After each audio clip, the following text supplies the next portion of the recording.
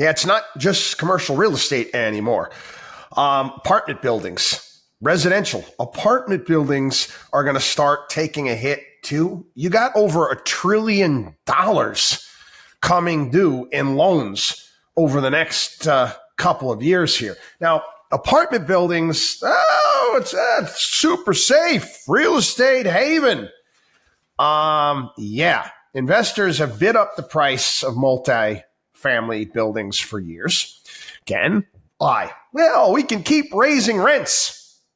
Just keep raising rents. We can get outsized returns. We can take on all of this debt. And guess what? This debt that we take out, we can pay it down if we keep raising rents. Yeah. Guess what? Their borrowing costs have gone up, obviously, because interest rates have risen. This debt costs have hurt many of these companies out there that have these multi-family units. Apartment building values fell 14% for the year ended in June after rising 25% the previous year. Okay.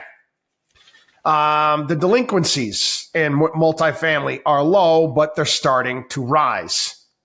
Okay, starting to rise. That's going to continue. Borrowing costs have doubled. Rent growth is slowing, and business expenses are rising. Again, I look at this and I smile. I do. I hope that they default. I hope that these landlords, I hope that they default. I do. I'm not a big real estate guy. I'm not. I understand the importance of it and having it in part of your portfolio. What I mean, I'm not a real estate guy. I'm not one of these financial engineer real estate guys where I'm trying to tinker around with numbers, where I'm borrowing against the building and saying to myself, you know what? I got to whack my tenants over the head by raising rents to ridiculous levels. So I'm crushing them in order for my business model to work. I'm sorry, that's the business of you being an a-hole, in my opinion. Okay? Hey, to each his own. Okay? To each his own. You know, I just didn't have that ethical bypass at birth, I guess. Some of the stories and how they go about doing this, it really is. Apartment building owners borrowed more than 80% of the building value from bond markets. Most apartment loans are fixed rate, long-term mortgages. Investors took out more shorter-term floating rate loans during the pandemic. But what did they do? They raised rents aggressively, betting that they could sell the buildings or refinance their debt at much higher valuations once their buildings generated higher rental income. But they didn't think that interest rates were going to rise so quickly, pushing down the values of their buildings and forcing them to refinance at higher rates. Again, that's your business model, is whacking your tenants over the head. Again, I hope you guys default.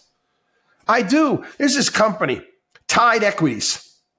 It acquired $6.5 billion in rental property since 2016, mostly lower and middle income apartment buildings in the Southwest.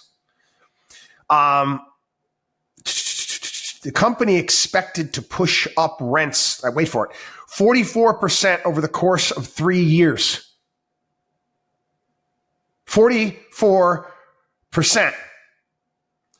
Oh, and this past June, they said, our strategy isn't working, and renters are becoming too tight on cash, and we're not getting enough money, and you're going to have to put more money in. Good.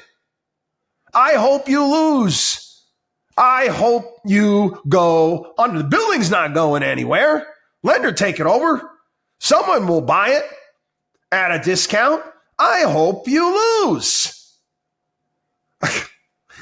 One story after another. And again, real estate financial engineering. I don't understand how it works. I don't even understand how lenders, especially when you get these big real estate companies where they're able to default on one building, but they can't, I mean, they're not going after their other assets. I don't even know how they structure deals like this, how these big players get deals like this. It's patently absurd. But again, if your business model is screwing your customers, well, good. I hope you fail. WatchDog on WallStreet.com.